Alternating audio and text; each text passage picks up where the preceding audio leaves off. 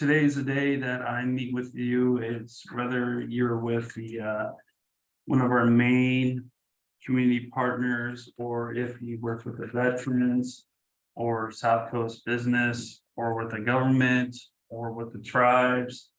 And we're coming here today to talk about in a smaller group of information of how we can move forward with the funding that we have, and what opportunities that you may have in mind that we can create to move forward and just have a great discussion.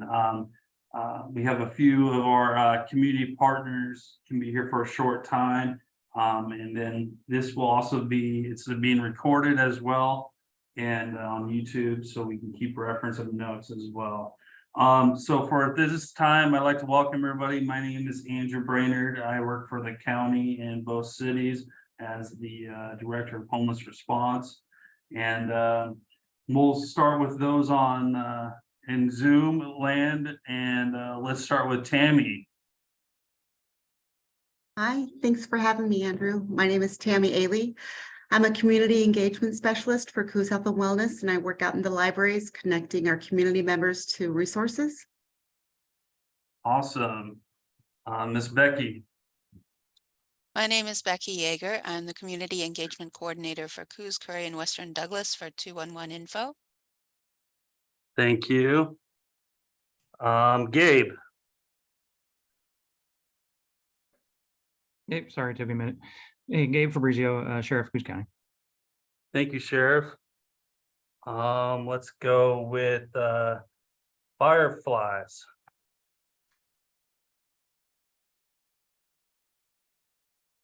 Fireflies this is Melissa Metz. Fireflies is my note taker. Good afternoon from South Coast Business and Coos County Area Transportation District. All right, welcome. Tanya. Hi, everybody. Tanya Cinco, among other things, McKinney-Vento liaison for the Coquille School District. Well, welcome. It's great to have you here today. Okay, and then I'll start with Kyle and we'll go around the room.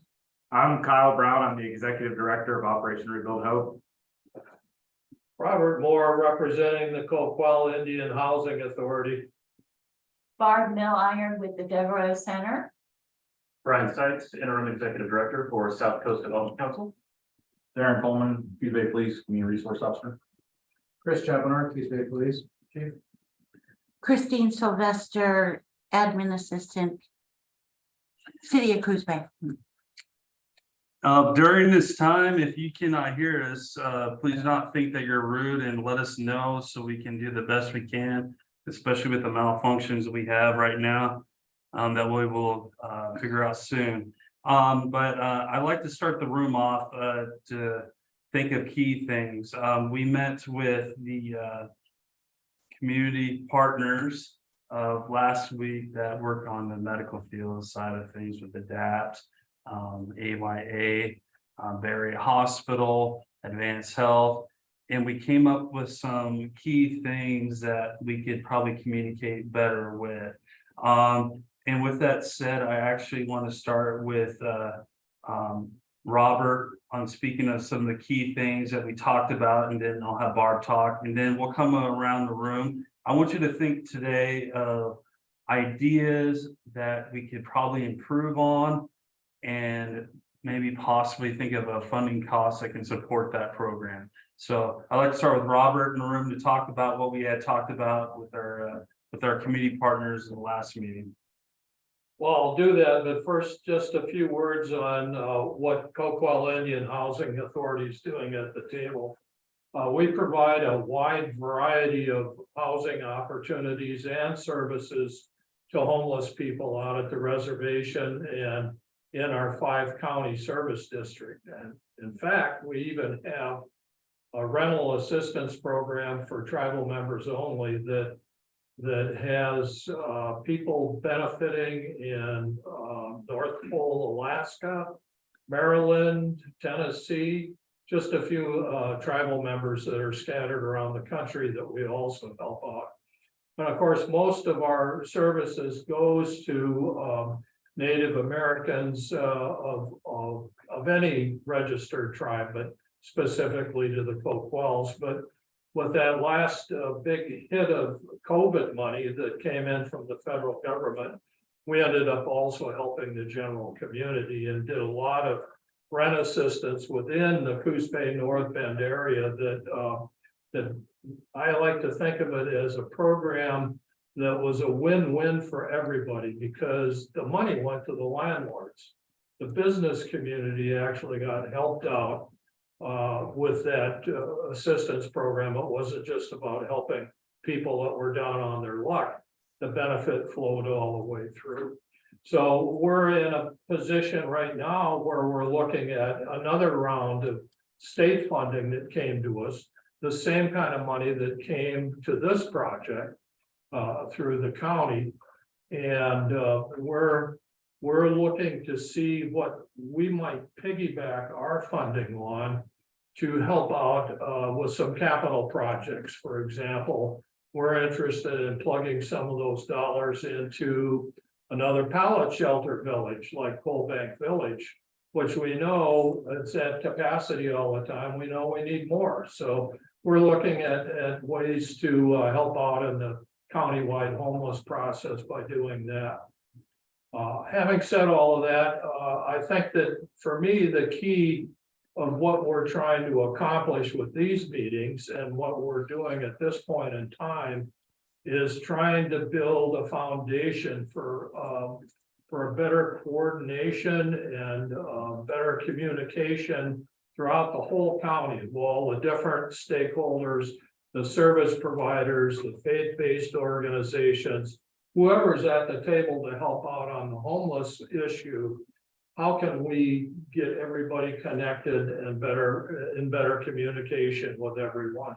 And so these initial meetings, I think, will help establish some familiarity, but I think it will also give Andrew the opportunity to build the website and Facebook page, the social platforms that people can go to as a clearinghouse, find whatever resources they need, you know, to be able to communicate with each other. And I think that that's where we're trying to head this. Thank you, Robert. Barb? So you want an update on what Deborah is doing? Yeah, you can do that, yeah, and just say who you are and what your position is, and yeah. Yeah, so I'm Barb Milliron. I'm the development director part-time with the Deborah Center. And I've been charged with fundraising, promotion, and community outreach. So I'm trying to be another Tara Johnson because there's only one Tara and it's hard. She's spread pretty thin. So what we're doing, most people think of us as a center that is on Newmark Avenue offering daily services for the homeless, but we do so much more than that. And our most recent news is we received a matching grant through Advanced Help to purchase property for homeless families. And we just last weekend went under contract for a property that's going to house three separate families or 10 beds. We just need to raise the $150,000 to match the grant that's already out there. But we're very excited about it. We should be able to move one family in a week after closing, because one of the houses is in really good shape. So that's what we're doing right now, is we're doing a capital fund campaign to match this grant. Can you give a little bit of examples of what you did on Father's Day, and you know, some ideas that can help out, you know? Yeah, so St. Monica's Catholic Church had reached out to us and asked if we would come and speak at their 2 masses on Sunday morning, Father's Day. So Tara and I went, spoke at the 8:30 and the 10:30 mass. We were able to give a little bit of information on the Deborah Center. And again, so many people just think of us as just the center. They think of us as Newmark Avenue, and we're doing great work there with everybody that walks through the door, but we're really, really expanding with our case management and with Coal Bank Center and all of that. So anyway, back to St. Monica's, they did a second love offering collection for us, and I don't know what the results of that are yet. I imagine we'll receive a check from St. Monica's, but any opportunity that we have to get a group of people together, we're trying to change one heart and mind at a time. There's a lot of people out there in the community that are not fans, and we're trying to change their minds about that. I appreciate you giving the ideas where there's probably people in the room that would like to see different other ideas because we are all one community and we work well together, whatever the base we can do to help us through this crisis right now. So thank you. I'm gonna have Brian speak here because he has another meeting, but Brian, talk about yourself and talk about maybe some possible ideas that can help us through this crisis in a little short time and or 5 minutes. My goodness. I know, I'll put you on the spot, There we go. but go ahead, sir. Yeah, just a little bit of background on the South Coast Development Council. So we are an economic development organization that focuses on business retention and expansion and attraction in the area. And so it's really hard to attract new businesses. It's really hard to encourage current businesses to expand when there isn't housing for their workforce, when there isn't childcare for their workforce, when people can't live and work in the community. It's really, really hard to keep the economy moving forward and going forward. And so we've started to kind of expand out our, can't even think of the word right now, just how often we interact with, housing and homelessness groups as well as childcare groups to help and see how we can help encourage those areas. And speaking directly to homelessness, houselessness, low and moderate income folks, I do have a lot of experience in community development block grants, which may not necessarily be able to affect Coos Bay North Bend, but when you're looking at Coos County as a whole, you could bring community facilities or services to that through federal and or state funding that maybe hasn't been considered previously. CDBG funding has been used in the community. Yeah, it's a great program if you can have, or if you can find somebody that can properly administer it. That's the challenge. It is, and there are organizations in the area that can, like Neighborhood Supply or CCD Business Development. They both have good track records with CDBG programs. And that's just an example of a funding resource that could be used. USDA is always looking for ways to spend their money on facility or on areas to improve rural development and things like that. And so I can assist in helping identify resources, helping to identify what's necessary to apply for that type of funding. And then, kind of work with other community partners because the South Coast Development Council is kind of intended to be the first stop for a lot of businesses. So we're plugged into a lot of the other organizations in the area and what they're capable of and what their services are. Thank you. It's great to have you. Just coming into our room and we have Councilor Drew Farmer from the city of Coos Bay. And we got some technical difficulties you're having later in the meeting. That might need your help and your expertise there. Oh, we break. But we're coming in close today. And anyways, thank you for sharing. If it's okay within the room, let's go ahead and meet some of our great community partners on the line. Miss Tammy, first off, I gotta say, Miss Tammy, a lot of you know her, and she does a lot of great work within Coos Bay and North Bend with the homeless. So I am looking forward to learning what she's doing currently and some ideas from her. So Tammy, go ahead. Thank you, Andrew. I don't know what kind of ideas I have. I do know of the needs that are coming forth, like especially during the winter with our seniors. There's a lot of needs that people meet with me and I'm able to find resources, but then there's always somebody where I'm like, I got nothing for you. Miss Tammy, if you don't mind opening, I'm sorry to interrupt. Give us your name, what your position and what you actually do first, and then we can go forward with that. Yeah, okay. My name is Tammy Ailey. I'm a community engagement specialist at the Coos Bay and North Bend Library. I'm hired through Coos Health and Wellness. And I meet with people daily who are experiencing a complex crisis and have barriers to being successful. And I help them I listen to them and help them figure out what is the next step and who in town is able to help them. So I don't have any really huge ideas of how to solve things, but I do like to know what are the newest resources in town and who's doing what and who do I need to contact to learn about something new. And if anybody has questions about what are the needs that are on the street, I'm here. I have. there's Sounds lots of good. things.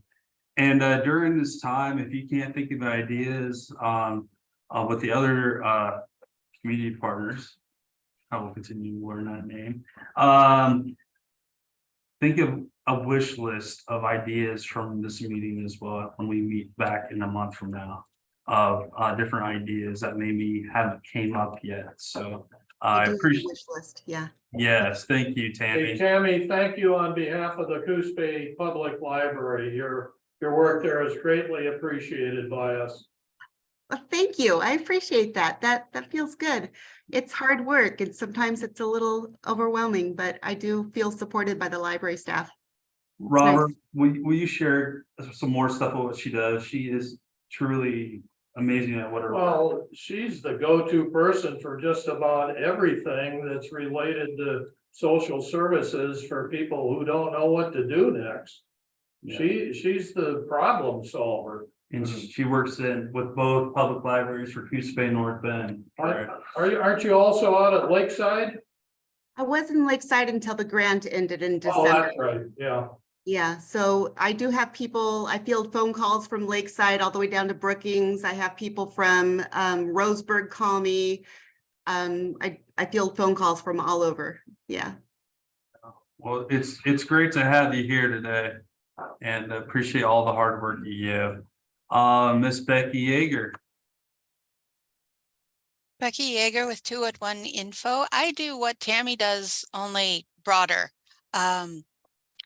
211 Info is a statewide organization that looks for health and human services and gathers information from communities. And then when we get phone calls or we've got texting abilities, or it's on our website as well, if anybody has questions on how to get to health and human services and they don't know what agency to turn to, they can contact 211 and we get the information out to them.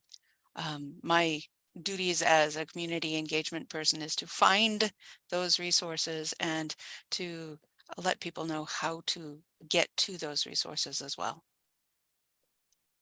All right, it's great to have you here, Becky. And again, think of a wish list. I'll bring up some great ideas from my previous notes to let you know what other groups have been thinking about that or well in need of during this time.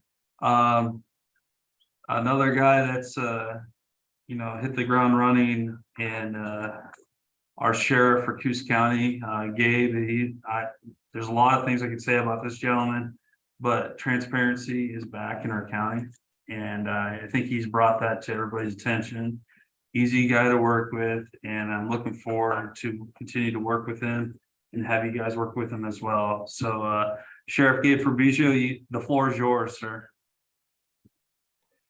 Thanks, Andrew. Appreciate it. Yeah, definitely hit the ground running.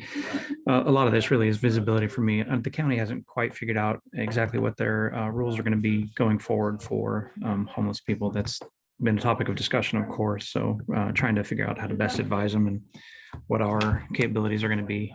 I think Theron probably has set the best groundwork so far. Yeah, I see you there. So I appreciate you letting me participate in this and continue to learn. And during this time, you have questions, feel free to use your hand signal or one of us will wave as we come through. And again, thank you so much for being here. And I apologize. Let's see here. The note taker, your name again, please. This is Melissa Metz with South Coast Business Employment Corporation and Coos County Area Transportation District. Good afternoon. Can you hear me okay? No. Not too well. Yeah, sorry, I'm in my car. Is that any better? Yes, thank you. Okay. So first off with my Coos County Area Transportation hat on. We'll be starting Saturday service on July 1st, and that will be in Coos Bay, the red line, the green line in North Bend, and the blue line in Charleston. So we're super excited about starting up Saturday services.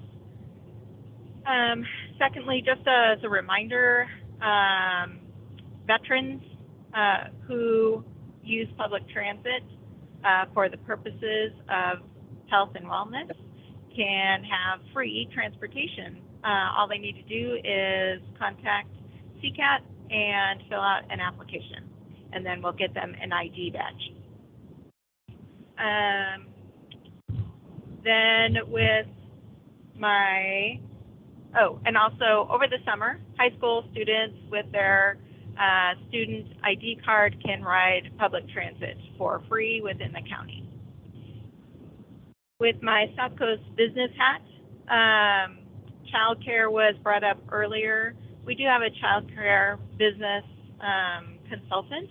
So anyone who is considering about starting up childcare or just wants to talk about business models for childcare, they can contact Quebec and we will put them in touch with Stephanie Lilly. We do have a community development block grant right now for the purposes of childcare expansion and also childcare vouchers. And senior services was brought up earlier, and South Coast Business is the area agency for aging, and so we do offer Meals on Wheels and congregate meals at congregate sites, as well as additional supports for seniors. And also there are some veteran supports available at South Coast Business as well. I think and workforce development. If anyone needs assistance in gaining employment, we do have employment counselors located at WorkSource Oregon, or at the otherwise known as the Employment Department, and we will be happy to assist individuals who are looking for employment. And I think I captured everything. If anyone has any questions, I'll be happy to answer it. What's the name of our organization? And the question is, name the organization. DEC, South Coast. I'm sorry, can you repeat the question? The name of your organization. South Coast Business Employment Corporation. Can you also do me a favor? Can you send me by email a brief summary of what you had talked about, and I can share among our community partners as well in our group today when you chat? Certainly. Awesome. my Thank you. pleasure. There was a lot of important information there that I think we could really spread out to our families. But I think they're more commonly known as SCABAG. Quebec. Okay, Yeah. thank you. All right. Thank you. I think I have everybody covered online, and who would like to go first? Chief or Kyle? Chief? My name is Chris Chapman. I'm the chief of police at Coos Bay, and you know, from a law enforcement standpoint, we're obviously out there.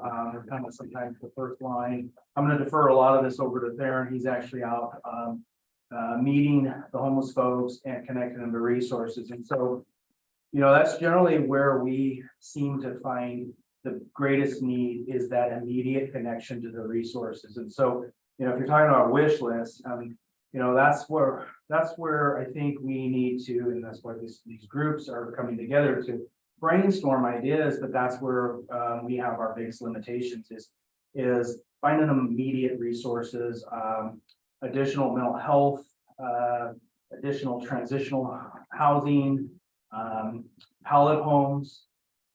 You know, those a lot of things that have already been mentioned by all of these groups coming together. That I would say that's the biggest need, as we already know. I'm not saying anything that anybody doesn't already know, but that's where we find some of the biggest struggles, and is just that immediate connection. We all know that most of these folks, when they decide today's the day that I want some help, or today's the day that I need help, if you don't have it to offer them and you say, well, let me see what I can do and I'll get back to you tomorrow, or I'll get back to you in a week, you've lost them. You have to restart that whole process over. And again, I'll let Theron talk a little bit more about that, but you've lost that opportunity. So where we struggle sometimes is we reach capacity on our available resources. We have a lot of good resources and a lot of willing folks out there that are, you know, more than willing to assist in this, but it's still very limited. when you look at it for our community. So, And when you come on, can you also talk about what the process is? Say if I'm homeless, what do you do? Do you give out different like paperwork from Operation Rebuild Hope or stuff? Kind of explain the process that we may not know. Before But go you ahead. jump to him, Yes. I got a question. Yeah, go ahead, Chief. Rob.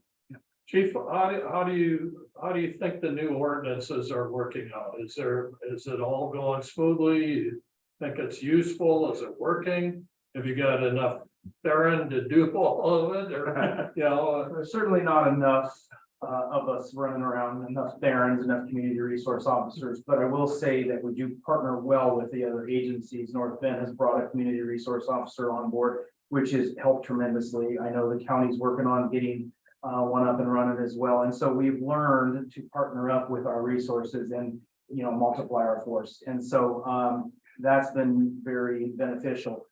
As far as the ordinances, I think they've actually worked pretty well, and I think they're extremely important to have in place. It also sometimes, a lot of people think of ordinances as all just enforcement. A lot of times it's educational. Yeah. And also it is used as a mechanism to sometimes compel people to want to better themselves. or Yeah, to make the change. make the decision to say, yes, I want that help because I'm tired of dealing with the consequences of not. And so I think it's important prior to the ordinances being put in place, we didn't have a lot of leverage or mechanisms in place to really try to help move that person to the next phase. Well, I'm watching the police blotter and I'm seeing two basic categories, the illegal camp and violation of city ordinance. What's really the difference between those? That comes down to just what dispatch will label it as, because they have Oh. two different categories. So just if whichever one they're grabbing, dispatch, they're looking at 6 computer screens and phone calls and Yeah, other officers and firefighters that we're talking. So they're just grabbing whichever one quickly goes up there, but they kind of go hand in hand. It's one and the same. It's I just, figured. it's that. just whichever one they can grab a hold of real quick, throw it in there, and build it all. All right. I sort of assumed they were very similar, you know, that. Yeah. And Interchangeable. and that's something that they've even been asking me, which one do you want it labeled as? And we keep the illegal camping because sometimes people are camping on people's private Right. property, and that's Right. one of that illegal camping. Hey, you're not supposed to camp here. So just a kind of labeling thing, they're pretty close to one and the same. All right. Thanks. Yeah, welcome. Go ahead and introduce yourself and talk. Question for Officer Theron. I just spaced on your last name. Go ahead. I'd like to be updated on the Coos Bay street camping ordinance. Like I know North Bend has just updated theirs, but when people call me and ask about Coos Bays, I'm really unsure of what to say. So is it possible for us to chat later or? Absolutely, I have maps and I have them on PDF form, so I can send them over on email, but we can also, I can meet with you over at the library. And kind of, That'd be great. I don't have your contact information. I just texted Tara and be like, what? I was like, what's his contact information? So Maybe another thing you do is could you send an email and send it to our group? Yeah. And with the documents as well, and then is that okay, Tammy? If we that do would be that? great. Yeah. Okay. One thing I'd like to throw out too for the listeners that may not have access to the email. Yeah. Our ordinances are also on line, and you can go to the City of Coos Bay website. You can go under the government section, and then under the government section, there is a tab that you click for our municipal codes. It shows all the municipal codes that we have that are codified and adopted for the city. So Are the maps in there as well? the maps are not, we may be able to talk about maybe incorporating maps and figuring out how to make another layer to that tab. That would be really beneficial. I think. Yeah, especially when North Bend goes in July 1st, Yeah. they're gonna be looking for where we can go. We've talked about resource pages before, and maybe that would be something that you could put a resource page and also even list resources of available community resources, in that tab. So And that would tie in with Robert and I were talking this morning is when we get our website and Facebook page coordinated, that they can go to these resources quicker on both sides of all counties. I'm gonna make a note of that. And we want to see that go up on the countywide webpage that you've been working on. Yeah. And is it, is there a county equivalent for what we're talking about here? Is there a map for the county? Is No. nothing has been developed yet, right? They haven't finished deciding. Where? As Sheriff Fabrizio said, the Board of Commissioners aren't done yet. Yes, okay. This will be a little more challenging. Yeah, Yes. I sat in on one of their sessions. It's pretty crazy trying to figure out, we've got what, 30 square miles here and they've got how many tens of thousands of square. Yeah, Sheriff, do you want to add any more to that? Nope, that's pretty accurate. Probably the only thing they've done differently is discuss the idea of a negative space. So instead of saying you can camp here, the ordinance says here, it's more of these areas are off limit and the rest of the county is good. So they're trying to determine between the two, which is the better course of action. Personally, I think it's the prior, but still nothing set in stone, sorry. No problem. Thank you, Sheriff.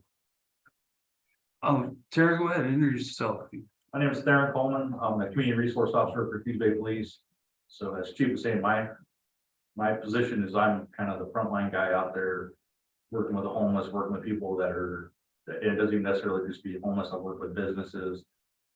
The neat thing about my position is I'm not tied to the radio as much as a regular patrol officer. So I have the ability to kind of sit down and I've developed relationships with a lot of our folks that are out on the streets and be able to talk to them. And like Chief was saying, I had two separate individuals come to me within a day of each other that were ready to, one was addicted to drugs and the other one was addicted to alcohol, and they wanted to go to treatment right then and there. So I was able to clear my schedule and work with both of them independently.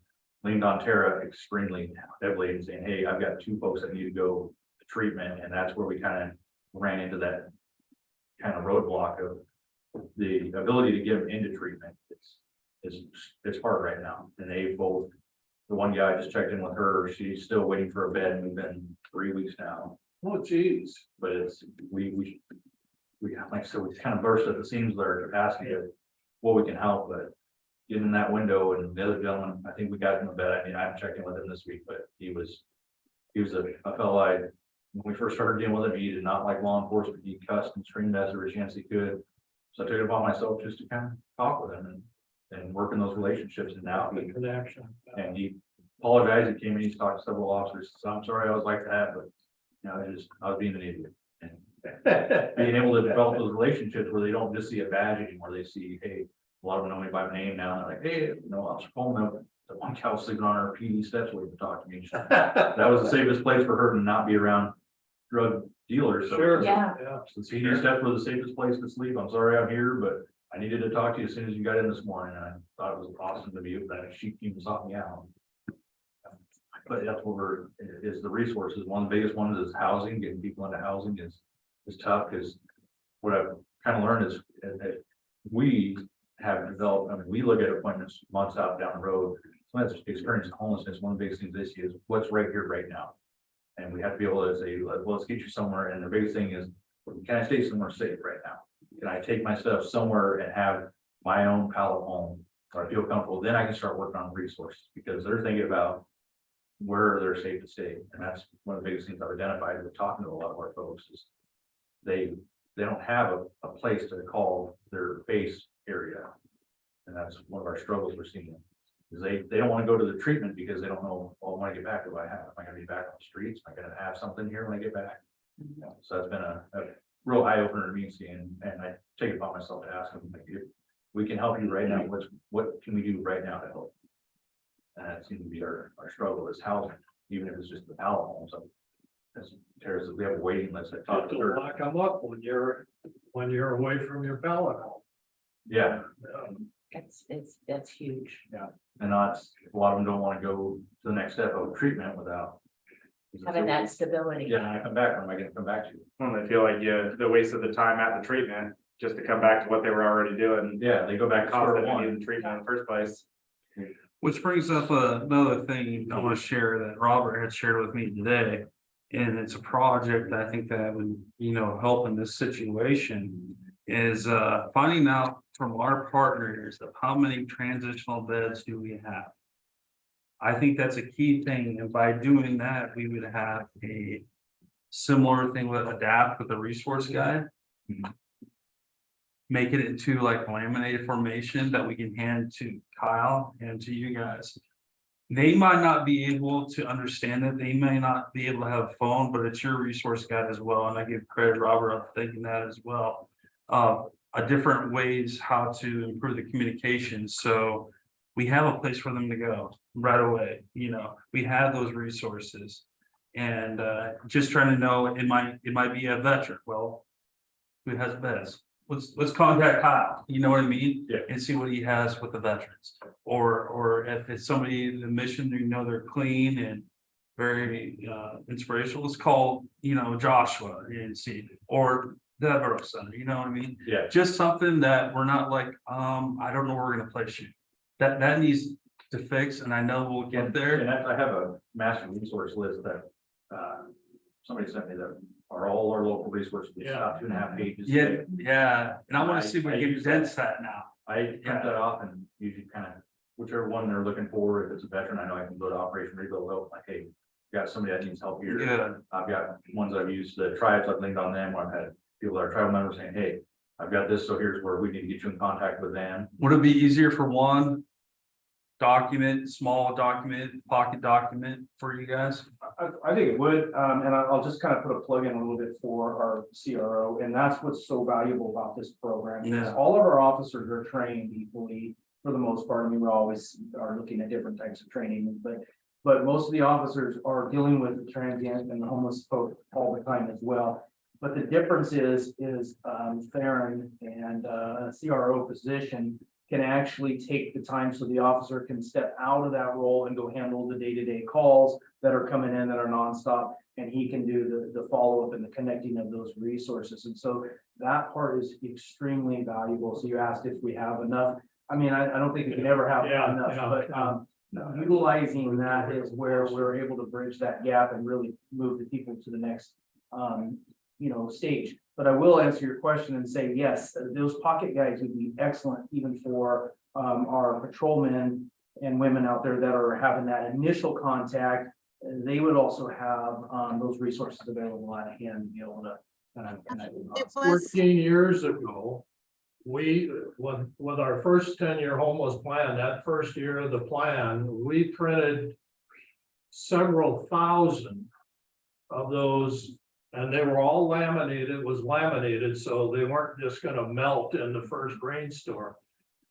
Pocket, foldable into a pocket that we gave to all the police departments, and they gave them out to the homeless people, and we gave them to service providers, and I just think that would be the next step in the resource that you already have got. This would make it so much handier, so hopefully we can get back on that train and put that together and get it out as a resource. Thank you. Tammy, you had a question? yes, Joshua Sowers at Adapt is the one who put out Right. the pocket We're resource guide. working with you. Yeah, we're currently working with him right Um, there. Yeah. The challenge that I come up with when I use the pocket resource guide is that the people that I generally meet with, and you might see this too on the street, is that they're one off from being able to use that resource. Like they Right. have an animal and they can't go to South Coast Gospel Mission, or they have a mental health issue, or they have, I just met somebody who's camping by the Mill Casino and they have a fiance and they didn't like that they had to sit at separate tables at Gospel Mission. So it's like the pocket guide is really good, but it's not like a great answer. It's just really good if you don't have any complex issues. They need an interpreter half the time. Yeah, if this, then that, and that's where I come in. Yeah, or that's where you come in. Yeah. That's kind of what I look at the resources and figure out where I can plug them in at, and the animal ones, one of my partners at work, we dealt with an issue with a gal who had a dog and she was trying to get away from the relationship. They were homeless with kids and they were finding that because they had the dog. Yeah. So we've kind of been doing it on our own on the side there, trying to do some research and trying to work with, see if we can partner with the county on a fostering system of some sort and trying to find funding for that. So the folks that, because a lot of these folks do have animals and that is their companion. They don't want to, I had the gentleman I talked about, the reason he didn't want to go to rehab for so long was because he didn't want to give up his dog. He said, I don't want to lose my dog. I want her when she gets back. I don't want to surrender her. And it's, to them, it's like their child, just like any of us. So it was one of those ones that we identified that something else we need to look at as a community is figuring out a fostering program for folks like this. Yeah. I work with, For the animals as For the well. animals, yeah, for the Yes. animals. And that's I something work with Gizmo's Angels, Yeah. on fostering animals out. What was the name Gizmo's of that? Angels, Gizmo. Gizmo's Angels has been the people that I contact.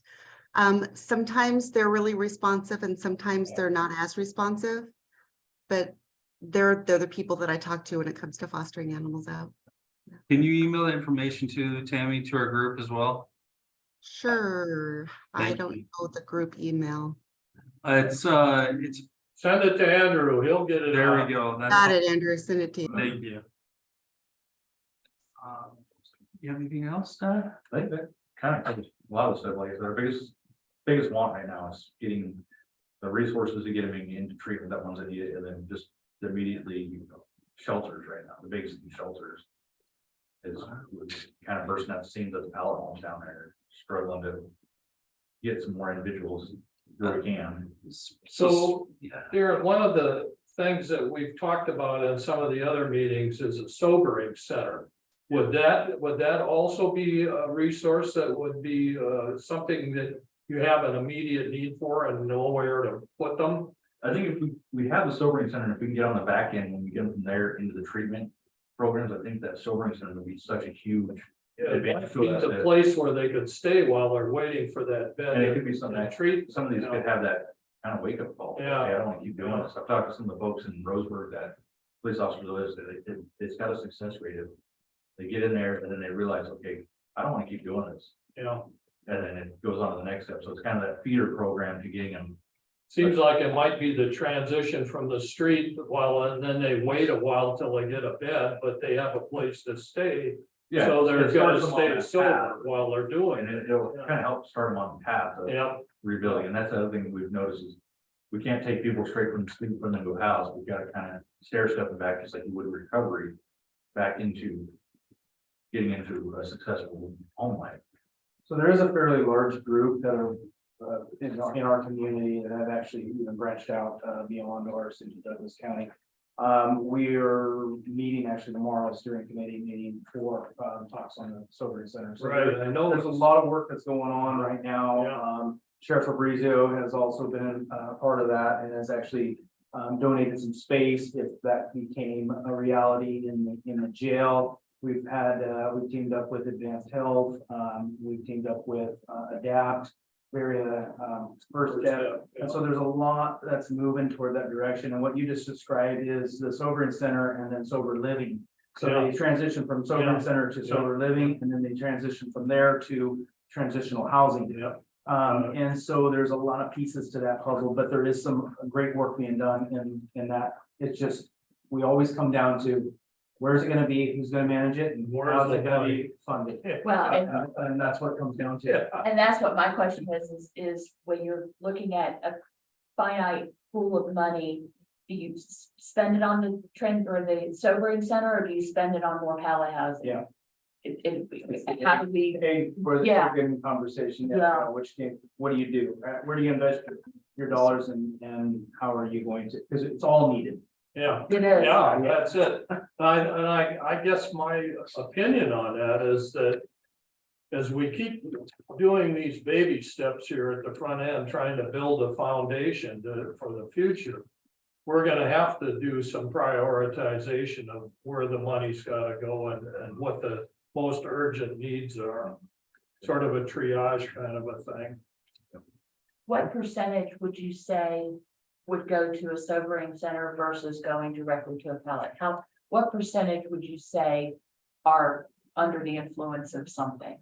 About 80% at least. 80%. I mean, it's It's, if you want to come on a ride along sometime, I have more than. welcome. I'll do it. I went with It is. Dunning, but I would love A to lot do of times that. they, I mean, it's kind of that double-edged sword, they're in the homelessness, so then they'll use drugs and alcohol to kind of cope with that. Sure. Because that's Yeah. a mechanism. That's how you Yeah. survive out in And the that's cold. where a lot of them you see it, and that's where we get a lot of contacts, is because as they're getting intoxicated, so or having issues, or they're passed out and from overdoses and stuff, it's kind of like I said, the double-edged sword, they're out there, so the way they're coping with it is by using, Right. so it's. And those that are left over have some mental illness and they're coping with their mental illness. And so they're also looking to use. That one, that no All harm. diagnosis. Yeah, the dual diagnosis, we need help there. Yes. We need help there. Well, I want to keep everybody under the hour here a little bit, but next I want to introduce somebody.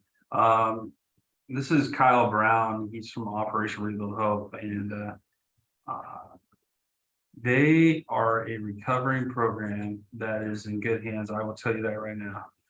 The work that Kyle and Tika and their board has been going through, and the turmoil they've had from people in the past and what they're doing right now, I can tell you right now, and a lot of people agree with me in this room online, they are really reshaping Operation Rebuild Hope for the future. And so Kyle, I'd like to talk about yourself, what you're doing, and some ideas. My name's Kyle Brown, Executive Director of Operation Rebuild Hope. I just took the organization over in February, but I'm an original co-founder for the organization. Patrick, as most of you may know him, from over the last couple of years, he's been running it on his own, but him and I started the organization in 2016, operated it together up until about 2018, and then we moved Grants Pass and then moved back up here. But it's not like it's hidden knowledge. It's pretty public knowledge at this point. There was a huge investigation with Operation Rebuild Hope. There was a lot of turmoil with the previous executive director and his fiance. Thankfully, that has all been cut out and completely removed from the organization. They're not allowed around any Operation Rebuild Hope entities. And so I have taken it over, and I am doing it and will remain doing it for the foreseeable future as a volunteer as the executive director. So I'm not getting paid for it. I'm 100% disabled veteran myself. I work in the school district. My wife and I have a business in town. So I do it because I have a passion. I'm a medically retired Marine myself. But I just have a passion in giving back to the veterans and serving them and allowing them to know and understand that they are appreciated, they are cared for. I have a lot of family members that around the Vietnam War era, like those kind of guys who never got that rightful appreciation when they came home, and that's a big driving passion of mine in it. And Patrick, when he got out of the Marine Corps, he was actually homeless for a very long time. So we kind of put our passions together and we decided that we were going to start serving veterans. So we do various home and property repairs to help improve the quality of life in veterans. Our first 3 years of doing the organization, we paid for everything out of pocket. We redid 32 roofs. Those were for veterans that insurance was going to drop them and they were going to end up being removed from their homes because they weren't going to be able to have it covered financially. So we went in free of charge and did those. And we still do community builds like that. Right now, they're on pause because of the turmoil that happened between summertime up until February when both of them were officially removed from the organization per the Department of Justice and per the board voting them out. So I do it volunteer as an executive director. Our board now is all volunteers. Nobody gets paid. I don't sit on the board, so I have no power over the board. I will sit in on board meetings and listen and bring up ideas and hold conversations, but they're a sole power within themselves that I don't pay anybody on there. All of them are volunteers and they're community members between realtors, between firefighters. Even Drew sits in on our meetings and helps us. We're trying to get him a lot more involved. But Drew has been a huge help. He is our become our government liaison and our cybersecurity guy. So he's been helping a lot. We have incorporated a third-party financial rep, so QuickBooks monitors and does everything for our finances within QuickBooks itself. So that way we do have those checks and balances there. I'm not involved in any of the finances because we wanted to make it as transparent as possible. And my biggest goal right now is we are reintegrating back into the community. We are trying to reintroduce ourselves as community partners again instead of a singular entity, because for those of us who have been living in this community since 2016, when we started the organization, it has always been a community-driven organization. We want those veterans to feel like they are appreciated, that it's not just an organization coming in and saying, hey, we're here to help you, we're going to do this for you, and then be on your way. We want them to know and see like, hey, the community as a whole respects us. They actually want to come and help us. And so that way, as they go through our program, when they go back out into the world, they're going back out to open doors and open opportunities and not just right back to where they were. So we run two different phases of our homelessness, where we have Brian's Home, which is a 2-year program where we help them get into the VA, we help them get their benefits, medical, dental, we help them in like voc rehab. So we're trying to help them get their education furthered if that's what they want, get them their job training, get them those opportunities, and they go and volunteer with us out on community builds. So that way they're meeting a lot of these members in the community and they're opening those doors. And some of these members in the community, they either own a business or they know somebody that does. They get a chance to see this individual's work ethic and see what they're capable of. And they're, hey, are you looking for a job? And so that opens those opportunities there. It also creates those friendships, those family bonds and ties to where they know when they're out in the community, if they see that individual, they can say hi, they feel welcome. Or just create somebody that they have to rely on after they're out from us. And then during that program, they're also going through and they're helping give back to RH itself. So we have Brian's Home, that 2-year program, and then we also have the Den, which is a 30 to 90 day emergency transitional housing. Right now, we have 8 units of the Den completed. Due to the previous mismanagement of finances that were in the organization, we are now we've had to halt our project building the other half of the Den, which is 8 more units to include a family room and an ADA room. So that way veterans in wheelchairs or veterans that are maybe need assistance like with a cane, they're more easily accessible. Once we open that up, we'll be able to house 8 more veterans or 7 more veterans and a veteran and his family. So we'll overall have 4 family units, 4 ADA units, and we currently have 2 female specific units over at Brian's Home. So that way we're trying to cut through as much red tape and trying to get it to where on the spot, like what was brought up, on the spot, we'll take you in and we can house you and we can start getting you the help. We've sent veterans to rehab facilities in White City. In fact, we had a veteran the other day who finally was like, hey, you know what? I need help. I need to get into rehab. After fighting it for a long time, we were able to get him to White City and into the program in 2 days. And we just had another veteran who just recently came back from White City's rehab facility and is doing really, really well. So we're able to provide that kind of assistance as far as getting them into either the mental health facility or the substance abuse portion of it, and also get them back on their feet. We do it as a hand up and not a handout. I'm not just gonna give you the resources and then send you on your way. My goal is I'm going to give you those resources, but I'm also going to walk with you while you utilize them. I'm going to help guide you. I want to be there. So that way, when you need that help, you're not waiting for someone to show up again and ask if you need it. You're not having to go and search around, because as a lot of us know, we've tried calling businesses before, calling doctors and been put on hold, or hey, they're no longer here, or hey, they've moved to this address. It's hey, I'm right here with you. And like Chief was saying earlier, you give that opportunity, but you're not able to actually present it and take care of it on the spot. Chances are that opportunity is now lost because they don't think you're coming back. So even if you say, hey, be here by this time later, or be in this same spot tomorrow and I'll be here, they're thinking you're not coming back because they've been let down before. So that's why our goal is to stick with that and help walk them on that journey. And then as they transition out of our program after the 2 years, or the 90 days emergency housing, we are now with them. We are now trying to create that family to where they can call us anytime. Hey, I need help with this.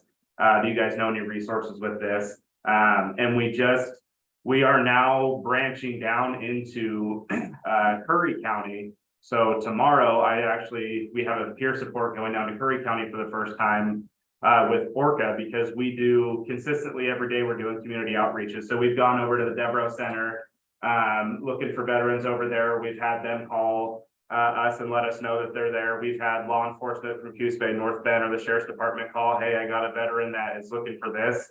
And so we're trying to, like I said, build ourselves back into the community. We want to be a partner, and we want to be able to help each other. We're such a small community that the more we create walls, the harder this is going to be, especially when the homelessness rate feels like it's continuing to climb. And it seems like resources are continuing to disappear because they're being overran at the moment. So I know our biggest project right now is finding the funding to finish the den. And we just got a contractor that I just met with yesterday who we walked through all of the rooms and the other half of the den that's not finished yet. And he's going to put a bid together.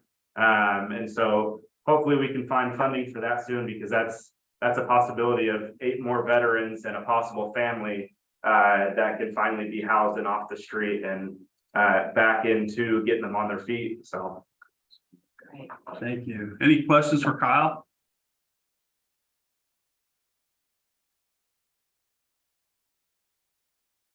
All right, how in the room? Hopefully that means I hit everything. Doing great. Yes, Becky. Kyle, please make certain that your information is with, so that we can all share it, because I need to contact you about something else. Okay, sounds good. Send me an email. Yeah. All right. I gotta say, I toured Operation Rebuild Hope today and it was lovely. And the new case manager there is so friendly and personable. I took somebody who has severe anxiety, who's a veteran, there to look at the things that Operation Rebuild Hope had to provide. And it was a wonderful experience. I just really appreciate it. Thank you, Kyle. Thank you for coming by. I appreciate it. I'm gonna do this real quick. Can you all see it? No. No. Better hold no. Barely. There we go. Just read it. Kyle at Operation Rebuild Hope. .org. Okay, thank you. I think as we, Andrew, you were talking about ideas and wants and that sort of thing. Hitting people where they are, when they're there. We operate the DKV clinic, and it has proven to be so effective and successful. And if as we're working as a community, if we can find more ways to be able to bring the services to the population and not so much them having, it's just something that's floating around in my I head. want you to hold that thought, and I'd like you to talk about it, but I also want to give Counselor Farmer a chance to speak today. You have anything you would like to say, sir? Couple things. Becky, I was curious, is the 211 number the one that was just funded in this last session again? I forget the House bill number. Possibly. Our funding is a biennium as well, and I don't know which part of the year we're in. Yeah, I apologize, not this current, but the one, I was just curious because of another thing that was used to override a bill that was gonna allow us to send more people for mental health therapy. So tomorrow I'm gonna be up in Salem. I'm the city rep for the state to the Department of Health and Human Services. We're talking about aid and assist while I'm up there. So on the mental health side, aid and assist is for an individual that's found unable to aid and assist in their own defense at court. Part of what I've been harping on the state about is we could reduce that load if we were able to get people in for care prior to them entering the legal system. So I'll be doing that again with them. There was something in here. I was curious for the law enforcement side, if there's any, it would be a complicated one, but any way to quantify or track folks. Does anybody tell you if somebody goes into aid and assist? Like if you've done your side of it, they're going to the court system, do you get notified that one of those folks went into aid and assist? Yeah, sometimes we do. Generally, that comes through the DA's office. We Okay. get notification. It's not all of them. We don't hear about it. A lot of times we hear it kind of, I don't want to say rumor on the streets, but we'll kind of hear it like, well, that person is unable to aid and assist in their own defense, and they, the courts deem them that way. And then, I'm not gonna say it's a hands-off approach, but we're Yeah. really, our hands are kind of tied at that point. I'm And so- curious from a data standpoint. Yeah, I don't know if there's data. I would maybe refer you to the DA's office. Okay. And, What I'm looking at is, I talked to them and at this point, they know my name, so they've got ready. Well, that's the first step. Yeah, they've got a line answer that they use with me now, and then they sometimes try and talk over me, and it doesn't work as well. But, I was wondering if we can get data on that, so I'll talk to the DA's office, and then through that, we could probably demonstrate the additional cost that it creates the system and the burden on law enforcement. From the. Thanks for being here. Thank you for being here. And are you guys okay about the same Thursday at the same time, same place? Do you want to take this in case you find any veterans while I you're do, out there? I have Nick's card as well on my wall. Okay. Saved his for, but thank you guys. Yeah. Becky? Mhm. Oh, did you have a question? No, I'm sorry. I coughed and I'm just not muted. Normally I'm just okay. quiet. It's okay. Before we wrap up, Barb, give a little bit, just a few minutes, a summary of what the DKD project is, if people don't know. And I appreciate the inspirational 1-year anniversary of all your hard work that you're doing with all those community partners. So maybe you can talk about that just for a couple I got minutes. birthday cake. We did have a cake. You guys invited. It was a couple weeks ago, so you would want it now. The DKD project is the first and third Tuesday of every month. It started a year ago with 6 providers. A physician's assistant, Rachel Stoppler, got it started with 5 other people. And they were bringing healthcare, mental health care, behavioral health care, spiritual health care, all to the Devereaux Center, again, on every other Tuesday. And so now it's grown to 20 providers.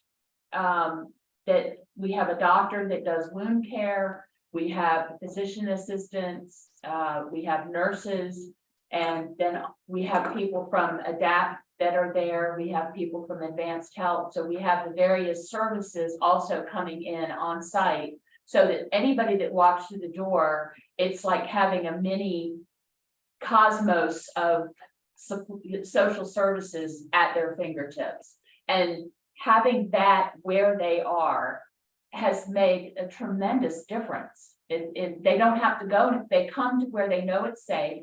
They trust the people at the Devereaux Center. They know that we're looking out for their best interests. And I think that goes a long way.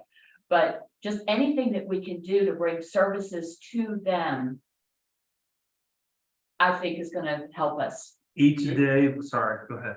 Do you have somebody that deals with veterans issues in that 20? Well, I know one of the questions that we ask everybody that walks through the door is if they are a veteran. And I think you work closely with Tara. Yep, I actually enjoy that you guys do that, because I have sent my peer support Ren over there a couple times, and he's taken veterans over there. And one of the ladies that's on that staff, her sister is the caregiver for my special needs daughter, so that's how we heard about it. To begin with, so, Okay. yeah, we've utilized it a couple times. It is nice because a lot of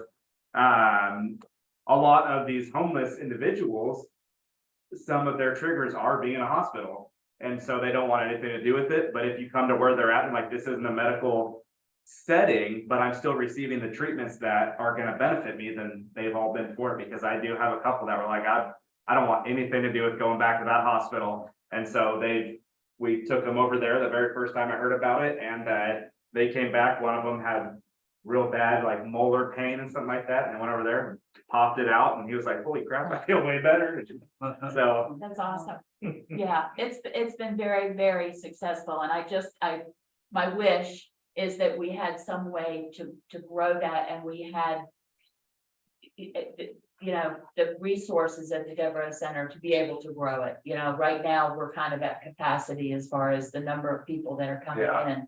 And I'd like to be able to grow that, so. And speaking of growth, one of the things I want to talk about is with the Devereaux Center, do you have a pie chart or exactly what services you provide? So people know that it's just not a place to come eat or something or take a shower.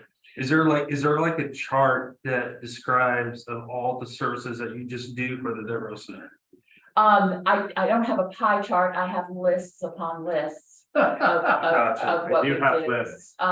We have cards that list, you know, some of our services. We have brochures. I've just completed a marketing thing, but I think a chart is a wonderful idea to be able to show not just the services that we're offering, but where people's money goes when they donate to the organization. I think that's huge for any organization that works in our community. And by doing that, we could share that also with our website that we're currently working on. And so people know the resources and where the funding is going to. I think that's important. I think more of our community that lives here would appreciate seeing that part. That transparency. The transparency of knowing where the funding is going if they help contribute to it. I think that is a huge key to this. So Kyle, you had a couple more things. So I forgot couple important things that over there. Whenever we get a veteran, they do not have to be clean and sober when they come in. We help them with that, because a lot of them, while they're out in the streets, it's really hard for them to stay clean and sober because that is where they're comfortable at due to their circumstances. So we do bring them in even if they're not clean and sober, and we help them through that process there. We don't turn anybody away because of animals. In fact, we have a gentleman who has a cat, and we've got two other guys that both have dogs. So when they come in, they can know that those are not, or as you guys meet them, and if they ask about when they become veterans, you introduce that fact to them. If they do have animals and stuff, that is something that we have done away with to be able to serve them, because it's hard to have that expectation. I know if I needed somewhere to go, it would be really hard for me to just, hey, my dog that I've had for 10 years, no, sorry, dude, gotta go. That we view our animals as our own children as well. So yeah, those are pretty important things that I should have mentioned earlier and forgot. Let's talk about that, and that could be another key point of what do you do with their animals? Like, so maybe that some of our agencies can step up and say, okay, maybe that's a great idea we can use, so we can have them going with their pets to one of those organizations. So when they come into our care, we just call them residents. We don't call them clients. We want them to feel like they're welcome there, they're staying there, and they're part of the family. So we just call them residents. Their animal goes right into their room with them. They take care of their animal. We do reach out to the community and try to get food donated and those kind of resources, just to help towards that and help mitigate any like uneasy feeling or uncomfortable feeling about having to ask, like, oh, I don't have money to go buy stuff for my cat or stuff for my dog. So we do have community members that every now and then will donate it, or we'll reach out to like vet clinics for supports towards that individual's animal, or reach out to some of the animal food stores and see if they've got anything that they can donate. But we are doing that. Are you also working with Gizmo's Angels? This is the first time I've heard of Gizmo's Angels, so I have not yet.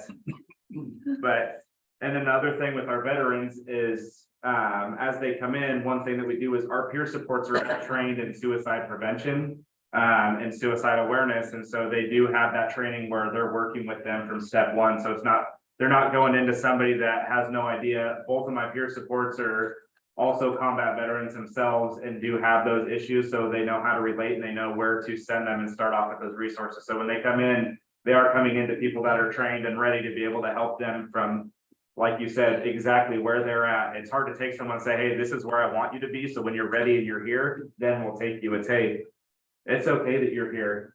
Okay, come to me as you are, and we will help you, and we will get things figured out, and we'll get you from there. So I think it's important that as we talk about strategic mission and where we're going, that the housing that we're looking at in the future is low barrier. Because there's a whole lot of people that have animals and who do have substance abuse, and until they get some stability, they're not going to address those issues. yeah, and that's why we work it off of, we call it a functional zero, meaning when we're out there looking for the individuals to help and serve, we're not going, okay, here's 10 of them, we were only able to serve 4, so I guess this mission was a fail. It's, okay, there's 10 of them, 4 of you want help, we're serving 4 of you. That's a functional zero. We now have helped all of them. The other ones, we've planted that seed, and now as we come back and we see them again or a couple more times later, every time we're watering that seed and hoping it grows, and eventually they'll get to that comfort level where a lot of them have been let down so many times, they're not saying yes the first time, they're like, I want to see how committed you are to truly helping me, not just I was here and it was easy for you to ask and then I don't ever see you again. Right. And that's why our outreach is so important, and we just keep watering that, and eventually we'll, hey, yeah, I'd like to come get help now, or they see those people that they were once with that are receiving that help. And they've now seen them later in the future, like, holy crap, you're doing good. Yeah. Good job. What did you do? Oh, Yes. this is where I went, oh, okay, well, now I'm gonna expect it next time. So. All right, thank you. Any other things? Good meeting. Good meeting. So I would like to bring this to the group and just ask if you guys would like to meet monthly or every quarter. I just want to get a consensus of the group of how they feel that we can look at. A lot of my community partners are also still part of the other community partners groups that we have with the providers and for the faith-based. So Kyle, what would you like? In my just opinion of it and seeing it before is doing it monthly while it's so new is probably the easiest way to do it, because you don't lose any of that information over time. You're able to start attacking it a lot more consistently, and then as things dial down and things are actually getting dialed in and taken care of, then you move it quarterly from there. But in my opinion, I think monthly works better when you're so new at starting. And we'll keep it the same time and date. Chief, are you okay with that? I agree. Becky? Monthly meeting is fine. I am absolutely enjoying learning everything that's going on here. All right, well, again, I appreciate all of you today. Sorry we went overtime a little bit, but great thoughts, great ideas, a lot of things to think about. If you have those resources and you would like to send them an email to me, and then I can spread out to the group, I can do that as well. And then just continue to think about this wish list. Some of the great ideas I want to give to you that were talked about already. The needs are transitional housing, supportive housing, treatment facilities, which we touched on today. Those are things. And then think of how can we start, where we can go. What do you think are resources? How much funding will it take to get to that point? So just some things to think about for our next meeting. Again, if you had some things that you talked about that you think maybe I'm going to send us an email, I will send it to the group. Now I will also by next week send you the link of this recorded YouTube video, so you can go back and look at the notes as well to see what was covered. Again, I appreciate your time here today. And anybody else have anything before we call it a good day? All right, well, thank you so much. Becky, thank you so much. I'm looking forward to working with you, and hope you have a great rest of your afternoon through the evening. Thank you. You as well. Thank you.